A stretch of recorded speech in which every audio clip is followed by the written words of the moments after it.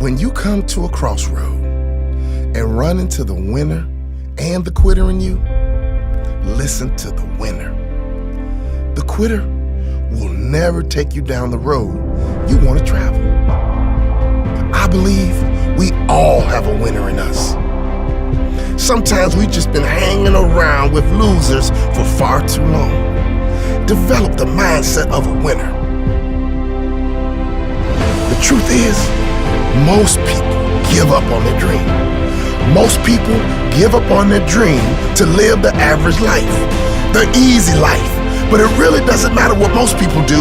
What do you do? Because you are different. You will never give up on your dream. You will not listen to the average. You will always listen to the winner in you. Believe in yourself when no one else does. Believe in yourself when you have no reason to believe. And you will never quit.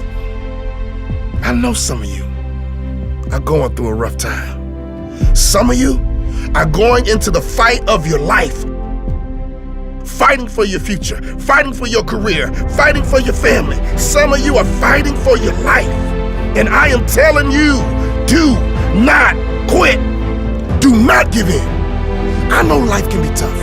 I know life can wear you down, but if you just stick it out, even if you don't get the result, you will find the character you showed will be your reward. The fighting spirit you develop will be the reward, and it will serve you well for the rest of your life. Fight for what you want now, or fight against what you don't want later. You choose. Don't you dare quit. Don't you dare settle. Don't you dare back down. Not today or any other day. When the tough moments come, never forget you are in that moment writing your legacy. In that tough moment, you are setting the standard for your character. Do you have the character? You do. Fight for what you want now, or fight against what you don't want later. You choose. Fight for what you want now, or fight against what you don't want later. You choose. When you come to a crossroad and run into the winner and the quitter in you, listen to the winner. When you make a commitment to yourself, you make sure you see it through. Never, ever quit.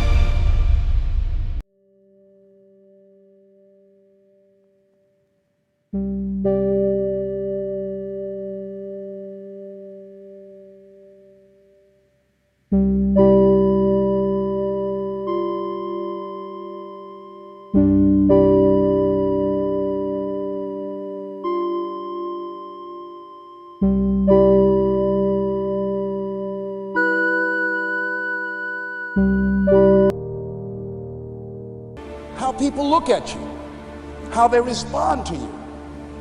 It's very hard. It's humiliating. Here's what I discovered that happens to you in life, that you will go through things, and while you're going through them, you can't understand why it's happening to you. But after you go through it, and you get back and you look at it and you say, oh, now I understand why I needed that lesson. Have you ever happened to you? Raise your hand. Did it ever happen to you? That I couldn't understand it then, but after I got through it, then I saw that was preparing me for bigger and better things. Sometimes we have to ask ourselves, what's using my life? Heard a guy give a lecture one time that says, we are today what we were when. And he was talking about the fact that we, to a great extent, behave, think, react because of some previous experience that we've had. One of the things that we know about life is that it is always changing.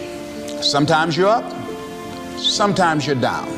Sometimes things go real well, and sometimes they don't. Sometimes you're happy, and sometimes you're sad. Now that's that thing called life. And when we begin to understand and know that, accepting that reality, that we will never ever have things just on an even keel all the time, that you're going to have some ups and you're going to have some downs, but during those down moments, that's where the growth takes place. That's where the work is. See, anybody can feel good when they have their health, their bills are paid, they have happy relationships, the children are acting normal, business is successful. Anybody could be positive then.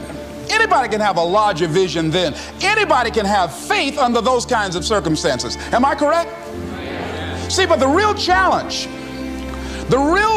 of growth, mentally, emotionally, and spiritually, comes when you get knocked down. Somebody said that adversity introduces a man to himself or a woman. How you handle it, that's where the growth takes place. When I was facing some challenges, I had a guy say something to me, and I suggest this is one of the first things that you want to do when you're facing a challenge. You want to get unstuck. Evaluate where you are. Look at it, assess yourself. Assess yourself and assess the situation. What brought you there? What role did you play? Earl Nightingale had a saying I like. He said, all of us are self-made, but only the successful will admit it. Now let me give you the miracle piece of this formula. If you're ready, say I'm ready. Here it is. Number 3 is activity. We're affected by what we do. Now we've gotten to the formula of how to turn ideas into reality, how to turn imagination into substance. It's called number 3, activity. So add these notes to it now. Activity is the work. Activity is the labor. You might add labor pains. I'm short on personal experience here, but the mothers in the room would tell us that we know what that's all about. Labor pains.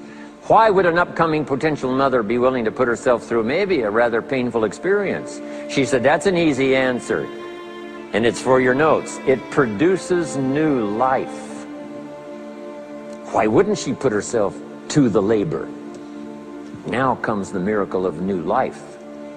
And whether it's new career life or new business life or new friendship life or new married life or new life of any kind, it has to come from the work. It comes from the labor. In fact, labor was so important. Here was the original formula for labor. If you have forgotten it, remind yourself. For your notes, 6 days of labor and what? 1 day of rest. Now it's important not to get those numbers mixed up. Why is that? Here's why. Why not 5-2? I don't know, maybe 5 and 2 would be okay. If God would have thought of 5 and 2, he might have made it 5 and 2. Right? You can't think of everything when you're putting one of these together. But maybe one of the reasons for 6-1, jot this down now. If you rest too long, the weeds take the garden. Not to think so is naive. As soon as you've planted, the busy bugs and the noxious weeds are out to take it. So you can't linger too long in the rest mode. You've got to go back to work. 6 days of work, then rest and spirituality and friendship and change of pace. And then go back over the last 6 days. What did I do? What did I miss? Who did I miss? What happened? So that I can invest those corrections in the next 6 days of higher productivity. Have you got that now? 6 days of work, 1 day of rest. Don't get the numbers mixed up. Activity.